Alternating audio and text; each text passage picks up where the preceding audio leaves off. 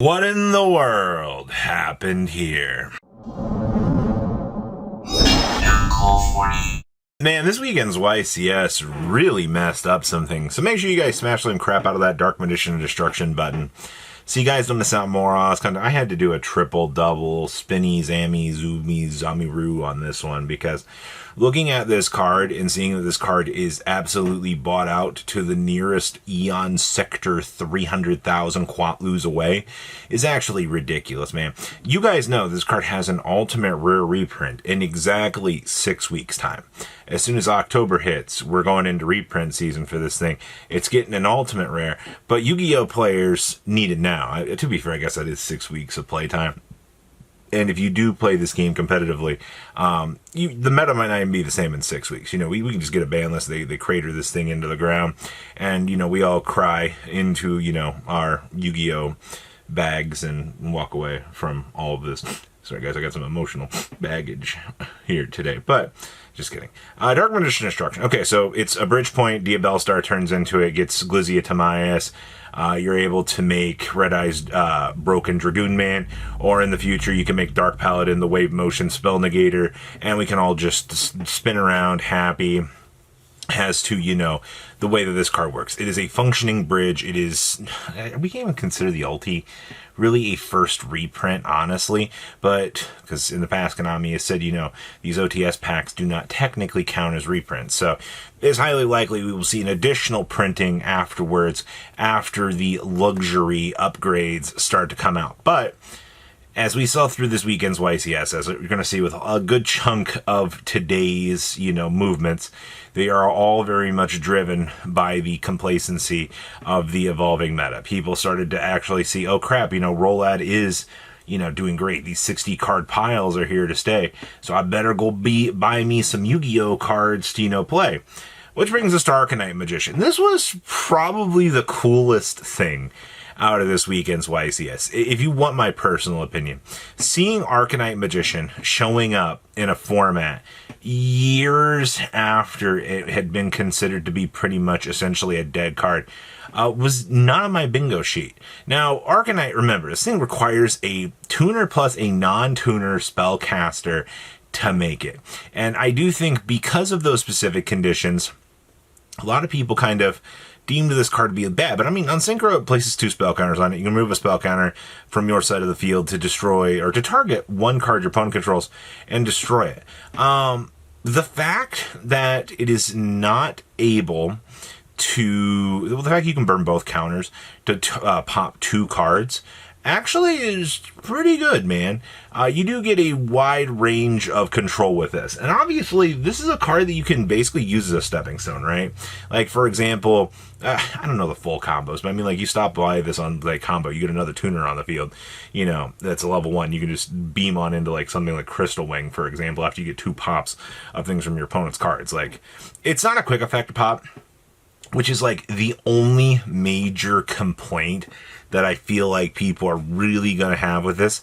But at the same time, like, does that truly matter? Does it really matter that it's just a little bit slower? No, I don't personally think so.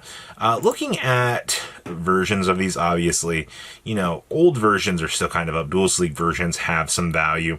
And obviously, looking at the Crimson Crisis super rares, I mean, they were already $10. It's also, the versions from Infinity Chasers, the reprint, still are worth about $4 a piece. I know, right?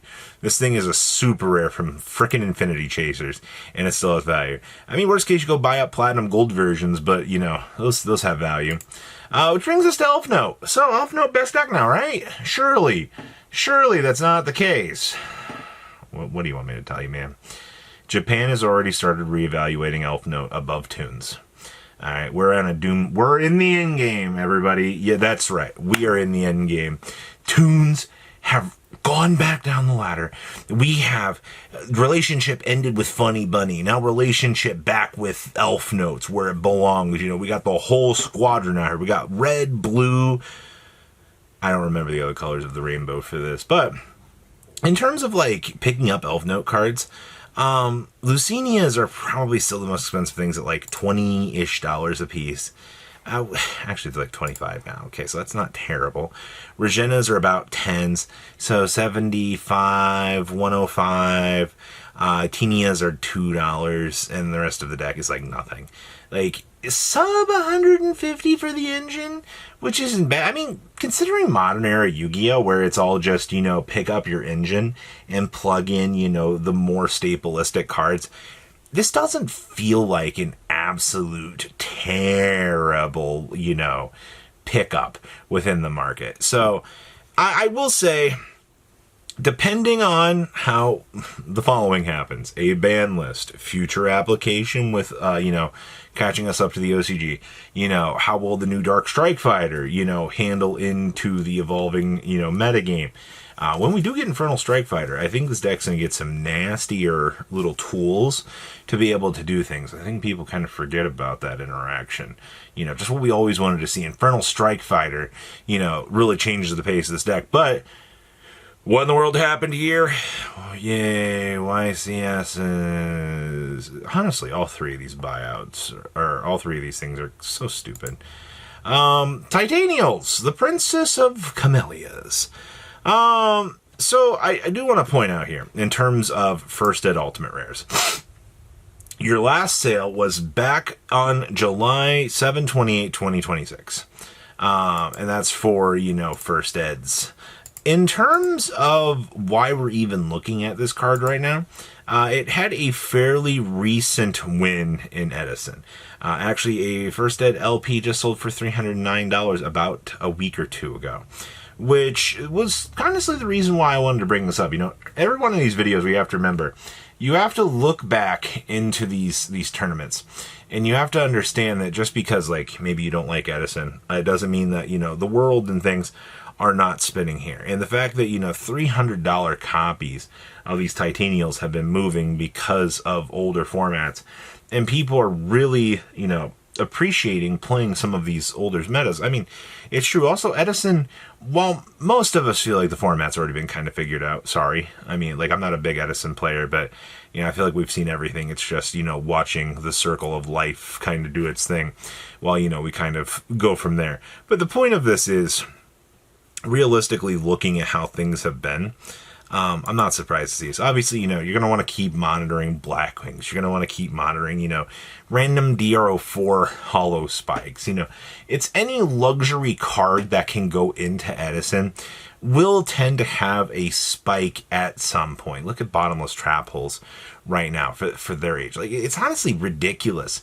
Just yes, you guys remember when Book of Moons were, big Quatlus, during COVID. Those were times to look back on with the evolving, shifting market conditions, with these sort of things that tend to do their thing. So, okay. And last but not least, we kind of have the Dominus cards. So with how the Dominus has been, or Dominus cards have been kind of more interacting over time here, I do want to continue to remind people, you don't have to get the most luxurious items, you don't have to rush out and get these extended Starlight rares, you don't have to pick up the QCRs. If you feel like you're going to need Dominus Sparks, get the lowest rarity versions, or wait until an opportunity comes up that you feel like they are going to be an application for you to get. You also have to remember, they've already printed one Dominus Searcher. There's nothing stopping them from wanting to print one Searcher for every one of the Dominus cards. Is it, realistic that it's probably going to happen? Yes. How soon is it going to happen? Sometime in the next 5 years. It's the sort of stuff that when they show us the patterns, we don't have the information to accurately know when they're going to happen. The only thing that we can do is be prepared for the scenarios when they actually do happen. That way, we're ready for things. And the fact that, you already know the Dominus Purge is up on the block, you have an opportunity to be ready for this. That's privilege, all right? That's a great opportunity. It's just, you're going to have to continue to be ready, unfortunately, because as things stand, you never know when there's going to be a shift coming along that's going to, slap it on out of your hand, and you're just like, oh, I can't believe this. Yeah, I can't believe it's not Yu-Gi-Oh! Butter either. Please leave a comment down below. Tell me what you guys think. I'm exhausted, man. You guys have a good rest of your day, all right? Peace. Patrons! Thank you! Ah!